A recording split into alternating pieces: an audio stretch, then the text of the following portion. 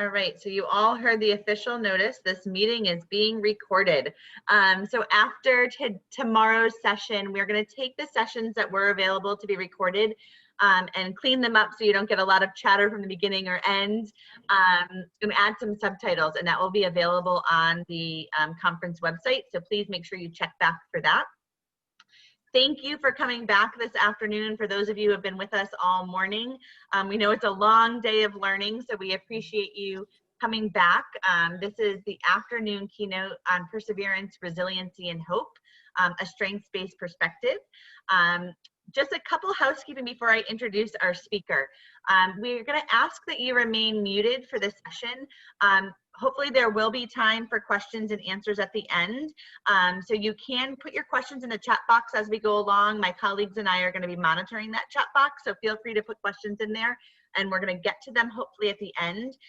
If we don't have time for all of them, Sarah's agreed to look over the questions and provide some feedback for us, so don't be too stressed out about that.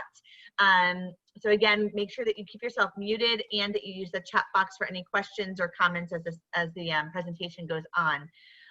Also, another thing that might be helpful for you to think about, sorry, I just muted Sarah accidentally, is you might want to pin Sarah's video. So if you haven't used Zoom before, if you find Sarah on your screen, there should be 3 little dots that come up.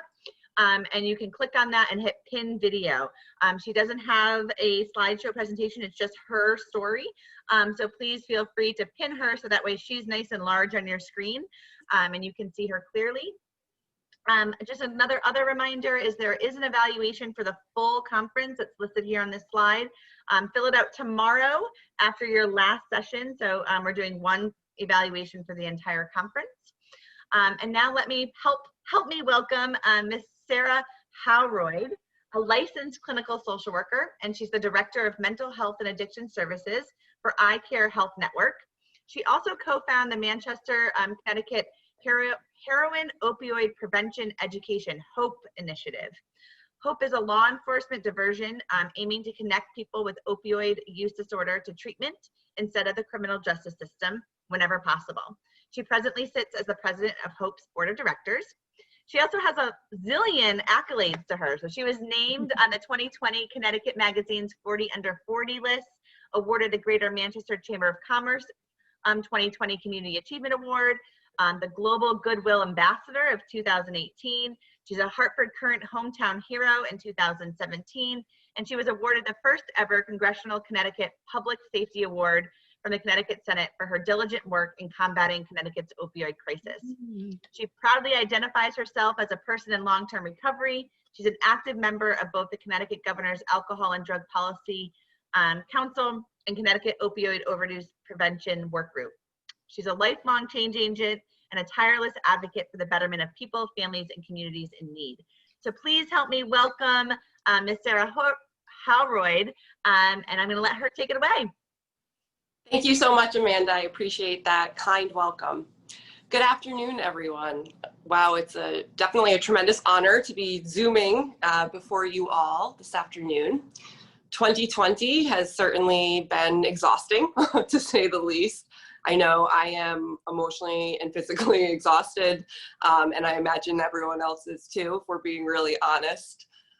What's amazed me in this process is how many new education experts have popped up, and hopefully my hope is that they won't waste any of their important expertise and become substitutes at all your schools. It's hard to understand things that we haven't experienced. So I'd like to use some of our mass COVID isolation as a potential teaching moment of empathy. Most people grappling with addiction are isolated, as we all are now or recently were, in new recovery and almost, if not completely entirely, in active use. Many factors perpetuate this viciously treacherous cycle, including loneliness, shame, stigma. They're all huge components. Isolation is disastrous for those enduring addiction and for those in long-term recovery from addiction. If I'm honest, I've had mentors that I've looked up to who have decades of time in recovery, who, if they're being really honest, have been saying, how deeply they've been struggling, right? This is a hard time for all of us. I know at work, it's a hard time. I know in my private practice, I'm seeing people going through a hard time. And none of this is easy. It's a slow burn trauma. And so I want to bring in the component of, especially those living with addiction or who've lived with addiction issues in the past, how much that this time can actually really, really, really affect them. So the gist of what I'm trying to say is that please reach out to people that you know struggle, whether they're in active addiction or they're in recovery from addiction. Please reach out to them and send them love. And when I talk about addiction, I don't only mean drugs and alcohol, right? The work that I have done has led to many other areas of addiction. People can be addicted to food and gambling and pornography and sex and shopping and their iPhone. Guilty as charged here. But you know, it's whenever the behaviors become problematic to the point where the person can no longer live their best life, whether that's socially, financially, cognitively, physically, emotionally. Once those elements start kind of swaying, as a clinician, that's when I start to say, okay, we might want to look at what's going on. I'm not a big proponent of labels, but I always kind of look at it as how much havoc are we causing in our lives as a result of whatever our said issue is, right? And, you know, I do a lot of work with people who will say, you know, I'm not an alcoholic. I don't drink it first thing in the morning. And, you know, I drink 3 times a year, New Year's and my birthday. And I say, okay, but on New Year's and your birthday, you crashed your car, lost your family, lost your job. Like, again, there's a lot of stigma and shame with addiction issues. And so I think we need to be very sensitive and mindful about the way in which we try and articulate to people who may be struggling that we are concerned about them. So anyways, I don't think that there has been a better time in recent history to answer the question that I'm about to pose. So why do people take drugs, right? Drugs unfortunately work initially, right? They usually serve a purpose of numbing certain emotions and feelings. However, if you take too many drugs for too long, it can have catastrophic consequences. So let's go through the reasons why people take drugs. To feel good, right? Drugs can produce intense feelings of pleasure. The initial euphoria is followed by other effects, which differ depending on the type of drug. For example, with stimulants such as cocaine or amphetamines, the high is followed by feelings of power, self-confidence, and increased energy. In contrast, the euphoria caused by opioids such as heroin, fentanyl, painkillers is followed by relaxation and satisfaction. Other reasons could be people want to feel better. Some people who suffer from social anxiety, stress, and depression start using drugs to feel less anxious, or alcohol. Alcohol is under that continuum. You know, I'm sure many of you have heard the term liquid courage. That is a coined term for a reason. So stress can play a major role in starting and continuing drug use as well as relapse. So returning to drug use or alcohol use in patients recovering from addiction.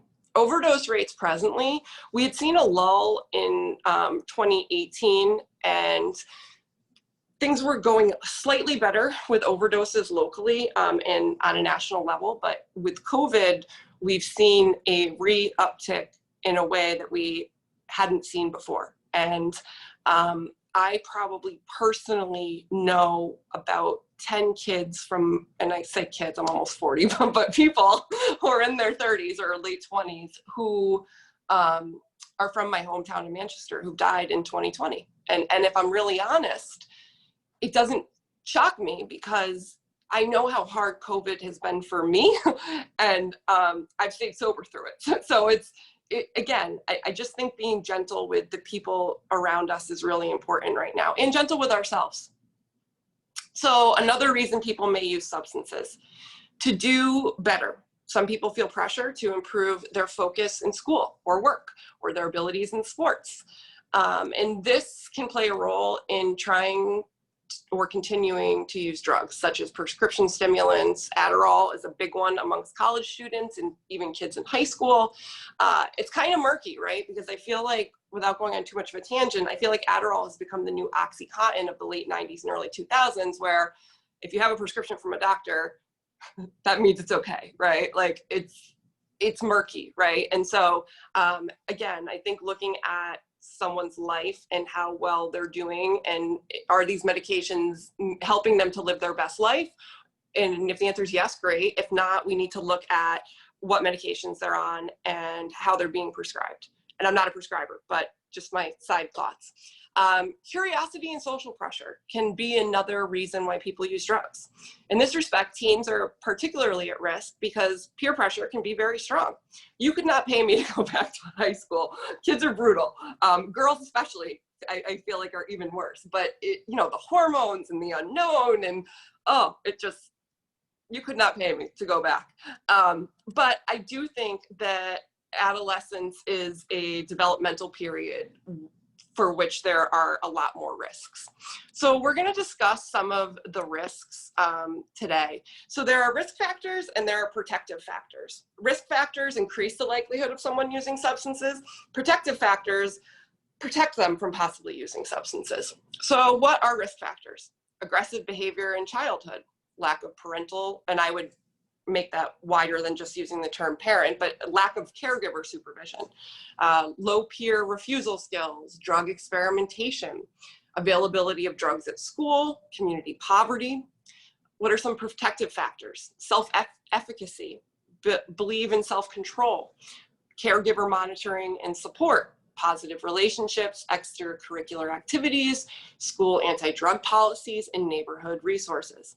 Prevention programs should always aim to reverse or prevent risk factors and amplify protective factors.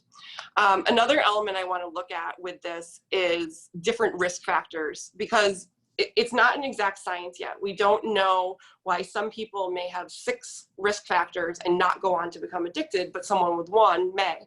But we know that the big ones are genes, right? We know it's not a life sentence, but we know that it runs in families. So if addiction of any form runs in your family, you may want to have a conversation with the children in your life, even at an early age, of, we don't know exactly what this means, but there's a higher likelihood that you could want to overdo things that feel good, whatever that may look like for you.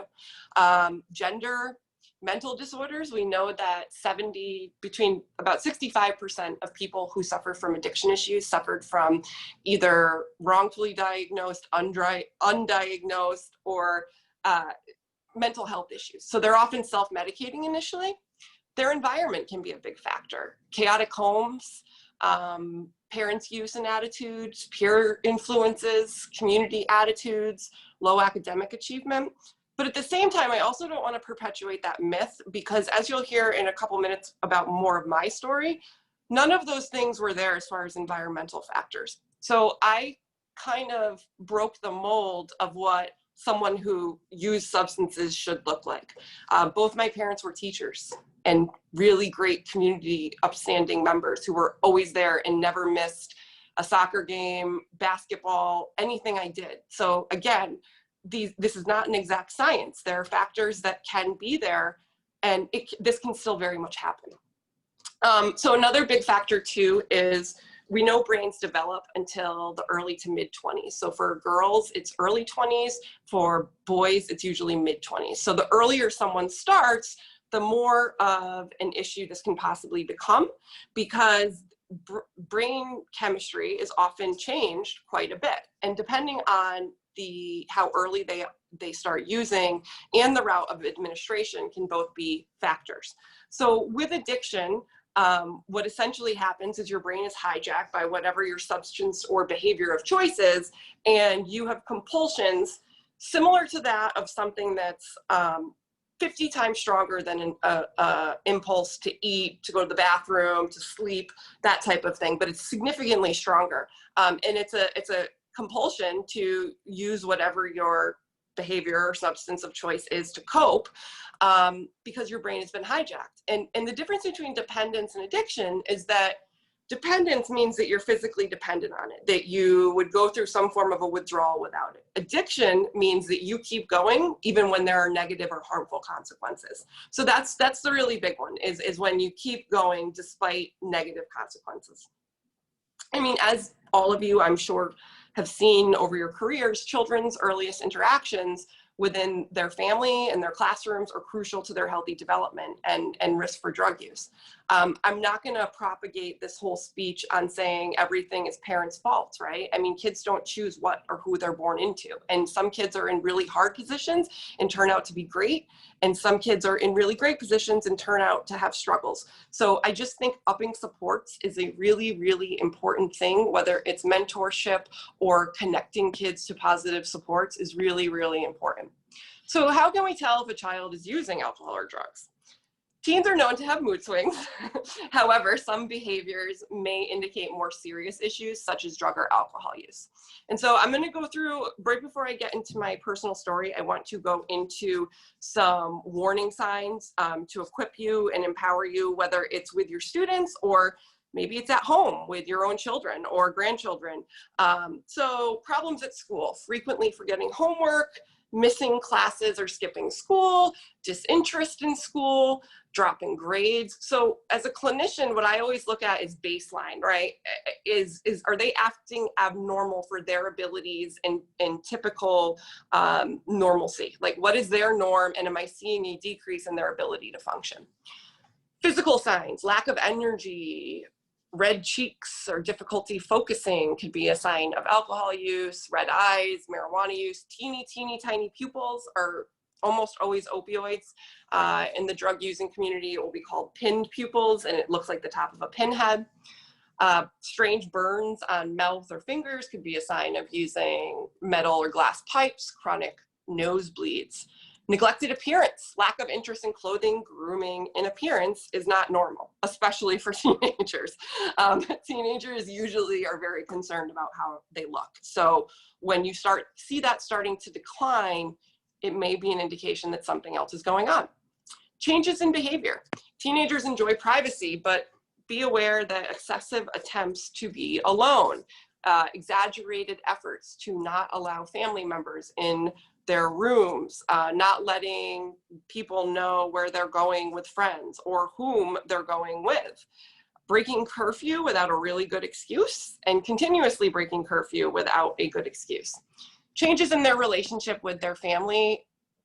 Also changes in friends, no longer being friends with their childhood friends, seeming interested in hanging out with older kids, acting secretive about spending time with new friends. Money issues, and this would probably more so affect parents than teachers, because you're probably inadvertently giving kids money, but kids shouldn't be obviously asking you for money directly. But sudden requests for money without a good reason, money stolen from your wallet or home, items gone from your home. Those are more serious things, but specific smells, odor, cigarettes, vaping, being on the person's breath or clothing. Paraphernalia, finding things in backpacks, bedrooms, and my big thing, personally and professionally, is, and I will preface this by saying that I am very intuitive, but if something feels off, it almost always is. If in your gut, you're like, something feels off, right? Like, I'm a big proponent of getting all the information, but I also believe that our gut, when something feels off, following that to get more information is really important, because usually we know when something's up, especially for kids that we work it with day in and day out. So why is adolescence a critical time to prevent drug addiction? So as mentioned previously, early use of drugs increases a person's chances of becoming addicted. Remember, drugs change the brain, and this can lead to addiction or other serious problems. Preventing early use of drugs or alcohol may go a long way in reducing these risks. Risk of drug use greatly increases during transitions. So for an adult, this could be divorce, loss of job, COVID, but for a teenager, that could look like moving, family divorce, changing schools. And when children advance from elementary school to middle school, they face new and challenging family and academic situations. Often during this period, children are exposed with substances like vaping, alcohol, marijuana for the first time. When they enter high school, teens may be encountered by greater availability of drugs used by older teens and social activities where drugs are used. When individuals leave high school and live more independently, either in college or as an employed adult, they may find themselves exposed to drug use while separated from the protective structure provided by family and school. that was me. And we'll talk about that more in a minute, but that was me. That I was the prime candidate of that. A certain amount of risk-taking is a normal part of adolescent development, but the desire to try new things and become independent is healthy, but it may also increase someone's tendency to experiment with drugs. And we have not yet scientifically pinpointed why some people can experiment and walk away unscathed while others become addicts or alcoholics and struggle for the rest of their lives with a chronic progressive relapsing disease. So parts of the brain that control judgment and decision-making do not fully develop until people are in their early or mid-20s, as I said earlier. But this limits ability for teens to accurately assess the risks of drug experimentation and makes young people more vulnerable to peer pressure. I know for me, looking back, I probably fell for peer pressure as far as smoking cigarettes. I don't smoke cigarettes anymore, but I just remember like going from Catholic school to public high school and everyone was smoking, and like to fit in, I just wanted to like fly under the radar. And in retrospect, like I'm such a strong, outspoken, opinionated person, but if I had one regret, it was starting smoking. Again, I quit many years ago, but it's peer pressure is really, really tricky. So because the brain's still developing, using drugs at this age has more potential to disrupt brain function in areas critical for motivation, memory, learning, judgment, behavioral control. So prevention planning. Family-based prevention programs should enhance family bonding and relationships and include parenting skills, practice in developing, discussing, and enforcing family policies on substance use, and training in drug education and information. Family bonding, and when I use the term family loosely, right, that doesn't always mean two-parent household. That can look like a lot of different things. And so really I say caretaker, right? So bonding is the bedrock of relationships between caretakers and children, and bonding can be strengthened through skills training for parents, supportiveness of children, parent-child communication, and caretaker involvement. Okay, so also monitoring supervision are very, very critical for people to prevent drug use. And again, that also is not always there as far as caretakers.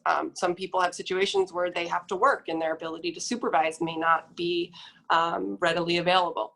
So skills that can enhance with training on rule setting, techniques for monitoring activities, praise for appropriate behaviors, and moderate, consistent discipline that enforces defined familial roles. So drug education and information for parents and caregivers reinforces what children are learning about the harmful effects of drugs in school, and giving families opportunities to discuss the use of substances. So school prevention programs, it's probably what many of you are looking for a little guidance on, but can be designed to intervene as early as preschool to address risk factors for drug use, such as aggressive behavior, poor social skills, and academic difficulties. Prevention programs for elementary school children should target improving academic and social emotional learning to address risk factors for drug use, such as early aggression, academic failure, and school dropout.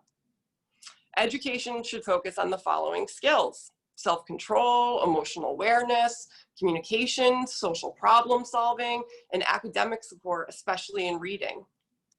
Prevention programs for middle or junior high school students should increase academic and social competence with the following skills: study habits and academic supports, communication, positive peer relationships, self-efficacy and assertiveness, drug resistance skills, reinforcement of anti-drug attitudes, and strengthening of personal commitments against drug use.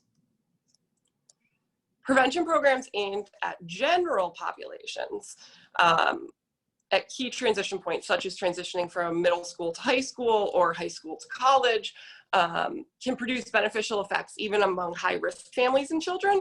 So such interventions do not single out risk populations and therefore reduce labeling and promote bonding to the school and community. And again, as a social worker, I'm a really big proponent of reducing unnecessary labels.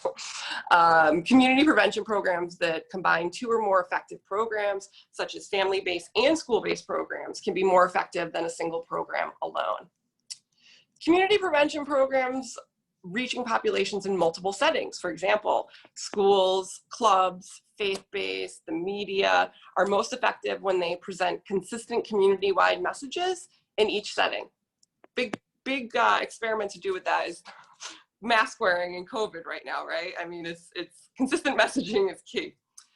When communities adapt programs to match their needs, community norms, or offer cultural requirements, they should retain core elements. So structure, how the program is organized and constructed, content, the information, skills, and strategies of the program, and delivery, how the program is adapted, implemented, and evaluated. So research shows that the benefits from middle school prevention programs diminish without follow-up from high school programs. Prevention programs should include teacher training on good classroom management practices, such as rewarding appropriateness, student behavior, such as techniques to help foster students, positive behavior, achievement, academic motivation, and school bonding. So you're probably asking yourself, what can educators do to help?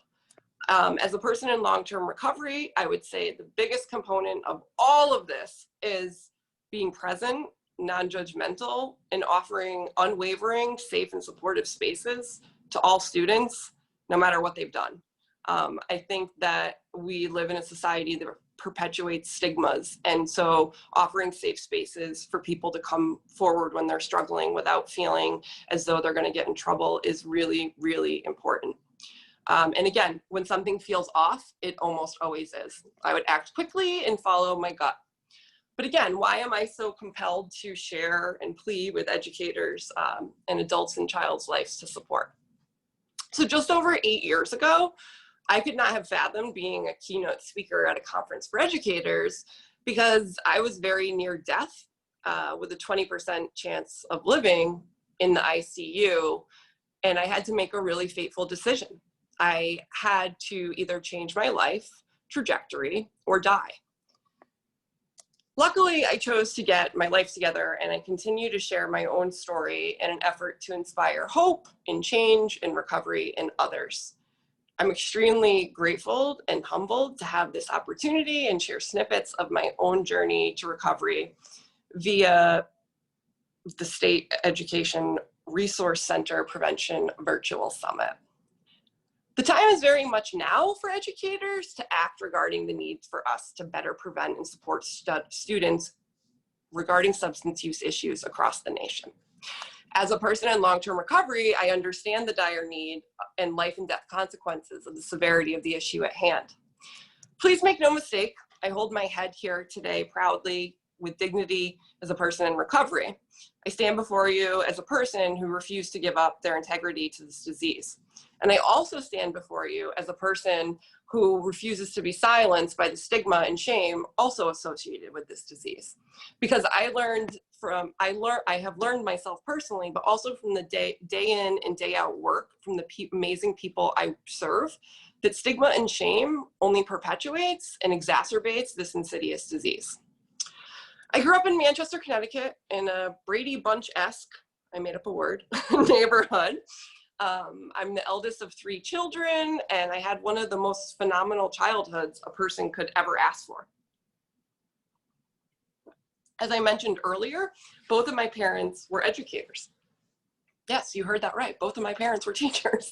And my sister's gone on to be a teacher. My brother's a teacher, and my sister-in-law is a teacher. I'm now teaching in an MSW program myself. I was what many would classify as a good kid growing up.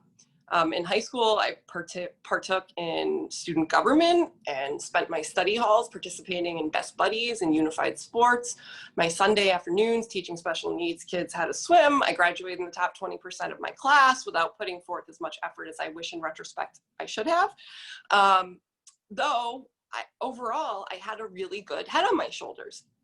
And I had a wonderful family and friends to support me through anything life threw at me. I went to Wheelock College in Boston, Mass, which is now Boston University, and I graduated with honors in the early 2000s with a Bachelor of Social Work. I spent countless hours volunteering and helping others in the city. I loved living in Boston, and I felt alive there. and made many, many, many friends while I resided there. However, in the blink of an eye, at a mere 23 years old, everything amazing about my life changed for the worse in 2005. I was in a car accident in Manchester, in my hometown. My dad had been diagnosed with cancer, and I wanted to run home to do anything I could to be around my family. And my fiance and I decided we were going to redo my parents' kitchen at like 9 o'clock at night. And we were going to paint it. And so we were rear-ended in front of Adams Mill in Manchester. And the accident was bad. But I still was discharged that night, right? So it wasn't so bad that I was in the ICU or I had to stay over in the hospital. I went home that night. I was checked out at the ER. They did some tests, they did some x-rays, and I went home that night. This accident took a long time to recover from, as far as, you know, some neck pain, and I went through physical therapy, but it was really general whiplash in retrospect. And as I reflect today, I'm not entirely convinced, though, that I ever fully recovered from it. Actually, if I'm honest, I definitely haven't fully recovered from it, and not physically per se. I spent some time in physical therapy to recuperate, but this accident forever altered the course and the trajectory of my life in a lot of other ways. The timing of this event was very, very unfortunate for my fiance and I, because this timing coincided with the biggest man-made public health crisis in American history, and a surge of pressure from pharmaceutical drug representatives and companies intentionally pushing PCPs who had no or little experience treating pain to believing that every man, woman, and child in America needs synthetic heroin to treat hangnails, neck pain, hair pain. And so many doctors at that time were pressed by such individuals to treat any pain that came through their doors.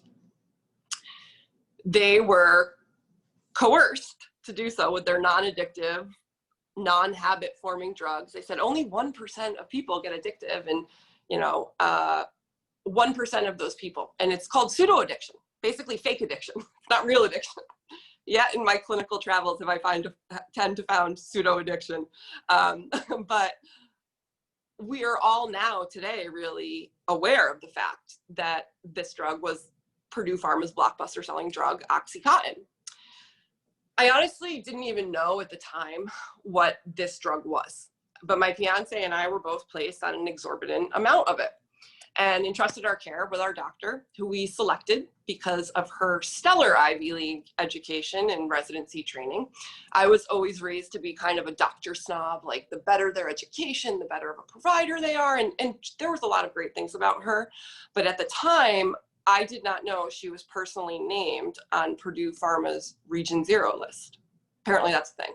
A lot of the lawsuits that have come out in the last several years, she was personally named on the Commonwealth of Massachusetts lawsuit as a high value prescribing target, meaning she wrote a ton of prescriptions. So they would intentionally go out of their way to solicit her, gift her, give her whatever.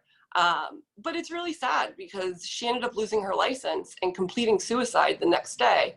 So there's a lot of ample tragedy across all of this, right? Like, even though this should have never happened, for her to be in such pain is awful too, right? I mean, it's its own tragedy in its own self. So it's again, there's a lot of collateral damage from any substance use issues. But I don't think we talk enough about how schools are impacted, how criminal justice systems are impacted, and hospitals and foster care systems, and how children, if we're honest, are really carrying the brunt of the pain of all of these addiction crises, not just the opioid crisis. You know, the opioid crisis gets a lot of attention in the news and in the media. And I'm the first person to admit that narratives didn't start changing until people in power who had children who looked like and spoke like me started saying, wait a minute, you're not going to send my kid to jail. And I'm the first one to discuss that. And it's really sad to me because it should have been handled a different way a really long time ago, and it should have never taken any of this for us to start looking at addiction differently. But I do think children and grandparents, right? A lot of people maybe spent their whole life having a career and saving for retirement, thinking they were entering retirement, and are now left with the decision of, do I let my grandchild enter foster care, or do I raise them at 60 or 70 or 80?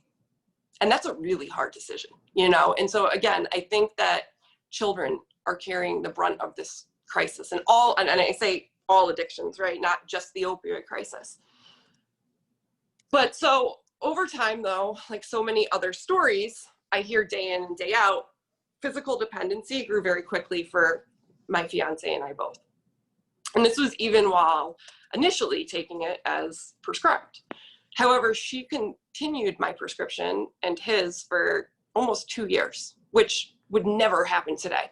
I mean, she prescribed me more than they would give a dying hospice cancer patient who was 300 pounds. Like looking back, it was never the appropriate therapeutic intervention. But again, it coincided with the times. So my fiance was in a motorcycle accident about 2 years after we started taking Oxy. And what people don't know a lot about is that these medications were really never intended for chronic pain. They're great for acute settings, you know, your head is through a windshield type settings. They work really well, but as far as everyday, day in and day out chronic pain, we know it's not the best course of treatment. And that's hard too, right? Because for people who have back pain and other pains, it's hard to find other things that can help. But once you become dependent on opioids, your pain actually intensifies because your nerve endings have become basically immune to their powers. So my fiance started taking more and more of our OxyContin because he shattered his hand. And whatever the reason may have been, I've had to walk through the depths of hell to get to where I am and get past these happenstances. I've literally had to endure pain and feel situations that I would never wish on another human. Getting well today has been the most profoundly difficult and energy consuming task of my life. And this disease will never go away for me. It's a chronic, relapsing, progressive disease that can reoccur at any time if you're not extremely vigilant and proactive. And it's like diabetes, it's like asthma, it's like heart disease. It doesn't just go away. Okay, you went to treatment, now you're cured. As of today, there is no cure for the disease of addiction. You have to do a lot of deep inner work. You have to figure out who you are. You have to, figure out your strengths, your weaknesses, work on your weaknesses, and do a lot of deep inner work. It's not as simple as just abstaining from substances. And if it was, everyone would do that. And if it were just as simple as willpower, everyone would also do that, and we wouldn't be having a keynote about addiction, because it's not a matter. As educators, I'm sure that very few people raise their hand and say, as children, right, whether they're littles or in high school, and say, Mr., Mrs., or Ms. So-and-so, when I grow up, I want to be a heroin addict, right? No one sets out for this. It happens, and it happens so quickly that it's gone too far to catch. And we have a system that is very broken, right? If we're honest, it's very broken. And it's set up to give people very, very short interventions when they usually need something much, much longer. And then we blame them when they fail. We take away their kids, we take away their dignity, we give them criminal records, and we blame them when they fail. So I know for me that keeping my supports high and being open about my story is a really big factor, because for me, it gives me another level of accountability. I can't tell you how many patients I work with who will come up to me after and say, thank you for being so transparent. Like, I know a lot of people who work in the substance use treatment field are in recovery, but the fact that you're so open about it really helps. And it's never my goal to make it about me, right? It's just to offer a brief glimpse of hope and experience and strength for someone who's struggling, and nothing more. So again, I keep my supports high at all times. And without those said supports, I wouldn't be here today. Had I not had the upbringing I had with two great educator parents, I don't know that I would have bounced back the way that I did. And I had a lot of privileges and supports and accesses to healthcare and really good treatment that a lot of people don't. And I'm the first one to admit that.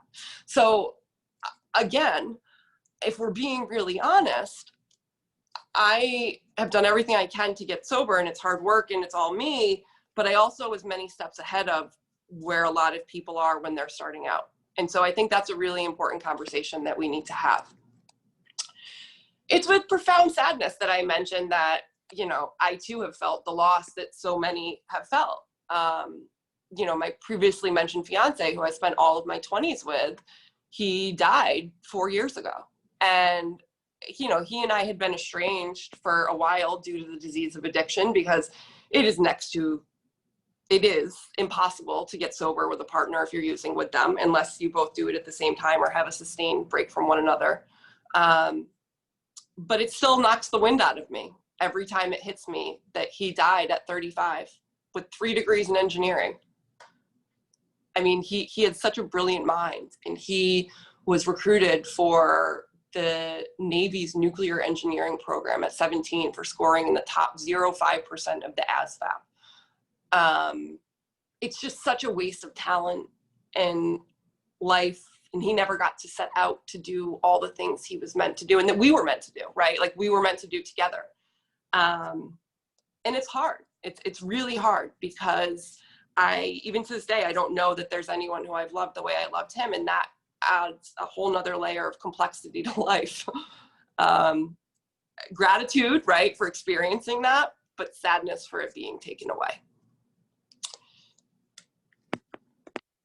The most sad part, though, for me is that he'll never get to turn this all around like I did. He'll never get to be a father. He'll never get to give back to his community the way he was meant to. And that's the message that I want to most convey today, though, is that it's not too late for people, and that it can be turned around, and that non-judgmental supports are critical for people getting back on the right track. I'm not suggesting that anyone enable, quote unquote, I hate the word enable. I'm like, what does that even mean? Like it's a lot of people will throw it out, but working with grieving parents has taught me a lot about that term, because in the addictions treatment community, people are really fast to say, if you help your child or your loved one, you're enabling them.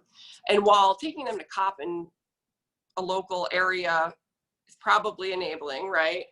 Giving them a place to stay that's safe may not be, right? And I learned that through working with parents who'd had children die, who said, Sarah, they said, have my kid hit bottom, but my kid's bottom was death. So where does that leave me? And again, I don't know the answer to all of this, right? It's different for everyone. And I'm a supporter of multiple pathways to recovery. And I think each person is really different. But I think at the end of the day, offering unwavering support and connection to other humans is really, really important. Even when people have done really awful things that we're really not happy about, not fully turning our back on them or letting them have a space where they can be themselves, I think is really, really important. So obtaining and sustaining recovery is tough, but it's very, very much possible. It's the hardest thing I've ever done. And offering support to a person enduring this also means a great deal more than most people realize too. And encouraging a loved one, a student, a colleague, a neighbor through this process is also key. Growing up for me, my mom was the kind of woman who would bring dinners to families who had cancer, but she'd also bring it to families who had mental health issue struggles, whether it was attempted suicide or overdoses, and she always treated those things the same. So I think for me, that was a really strong message, right? But most people in most neighborhoods aren't like that, right? Like things like this, when they happen, we pull away, right? We say, I don't want to associate with so-and-so. So I just urge you to think a little differently about the people in your life who are maybe having these struggles, because never has it been more important for most of them to have supports around them. And again, no one chooses this. There's nothing fun or glamorous about any of this. And again, had I not had the set supports I had, I don't know that I would be sitting here speaking to you right now. I really don't think I would be. So in closing, I know more than anything, the loved ones I've lost to this disease would want for me to be fiercely proud that I am alive and well and stronger than ever before today. But I share my story wishing to incite and inspire hope and compassion in every single one of you, because people facing addiction issues often face extreme amounts of shame, isolation, and stigma. But if my being transparent about my story can help to avert even one person from traveling the path or re-entering the path or offering support to someone who's on the path, my doing so today was very, very, very well worth it. So I am greatly humbled for having the chance to speak with you today. And I thank you for your time. I wanted to carve in a little bit of time for questions. Amanda, do we have time for questions? We do. So first, I just want to say thank you, Sarah, so much for being you.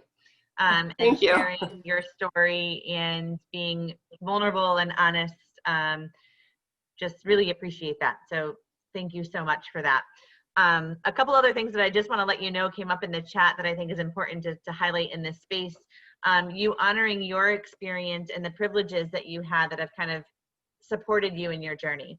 And the larger conversation around some systemic barriers that folks face.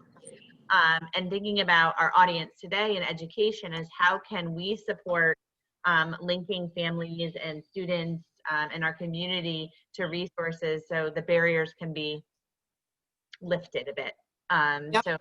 So thank you for putting that in this space, because I think that's sometimes a point that we don't talk enough about. So there was a great question that came up in the chat box that I hope you can maybe talk to for a moment. It is about kind of schools moving forward and this asynchronous model of learning and hybrid and distance learning. What are some of maybe your recommendations or suggestions or thoughts about how schools can continue supporting students in a virtual environment? How do we make this virtual space safe and provide that connection? So I'm actually teaching an asynchronous class right now to college to master's level social workers, and it's an interesting experience. There's elements of it that are awesome, but there are elements of it that, if I'm really candid, are really hard, right? You don't get to have that moment where you're checking in with everyone and seeing how they're dressed and their baselines and etc. I think if your school will allow it, doing even a weekly check-in, I think via Zoom or however is safe within your school to do so is really important. I think that trying to stay as connected as possible is really important. And I would say even group projects, right? I think if we group people together, even if they can't meet in person, anything that encourages human interaction is really, really important. And so I think that there's not really an end in sight with a lot of this. I think we're going to be doing this probably through the end of next school year, as much as I hate to say that, but the healthcare person in me is seeing a lot of things that makes me think we're going to be doing this through at least 2021 school year. So getting really creative. How do we do Zoom coffee chats with students, with friends, to parents, to do virtual careers? How do we think really far outside the box to do anything we can in our power to create more conversation between people, even if it's like this? Because I think that that's going to be paramount. But I also would be really aware of the fact that a lot of people aren't okay right now, you know, and if we're all even honest on this, a lot of us aren't okay right now. So if we're not okay, you know, my niece, she's 6 and she's brilliant, you know, she's kindergarten, reading in the 3rd grade reading level. She's such a good kid, and I've had her a couple times in the last couple months, and I don't know who this kid is. Like, I mean, again, I think kids are really acting out right now, and rightfully, right? Like, they've had no socialization or structure, and it's just a really hard time. And I think a lot of us are surviving and just doing the best we can. And for right now, that might have to be the best we can do. Awesome. So I put it out there. If anybody else would like to kind of raise their hand and share a question or put it in the chat box, I'm going to ask a personal question for me. Well, not a personal question, but a question that I have. Sarah, I'm thinking about your story, and I'm connecting to it because I too was a pretty good kid in school, National Honor Society, and then that shift that can happen. So I'm thinking of educators in this space, and it came up in some of our morning keynotes and breakouts around how do we identify those students who aren't coming up on our checklist, who might be looking like they are doing really well, and how do we support them and ensure they're getting the supports that they need? Absolutely. So I think that having measures in place to offer safe spaces, I know I go down to Sacred Heart usually a couple times a year, and do some of the presentation I just did in my own story. And I can't tell you how many professors and students come up after, just offering a safe space and time to let people reflect and let them know that you're not going to judge them and they aren't in trouble, especially for high achievers, I think is really important. So I think a lot of it comes down to the spaces we create and letting people know that if they're struggling, that we are a safe point for them, right? And with drugs, it's hard, right? Because depending on the situation, you could get in trouble, right? So going to an adult is not your first choice. And so it has to be navigated and handled really gently. Thank you. So I'm not seeing any other questions in the chat box. For those of you who are still here with us, this is recorded. It will be posted on the website afterwards.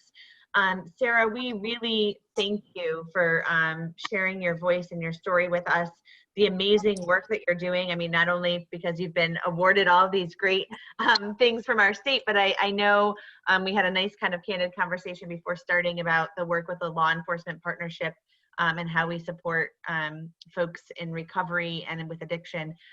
So thank you so much for taking the time to share that with us and your personal story, but also your resources. Again, a reminder, folks, that we are going to post this on the website. There's a evaluation link for the entire conference, and we hope that we see you in the next breakout and tomorrow. And just thank you. Thank you all. Thank you. Thank you.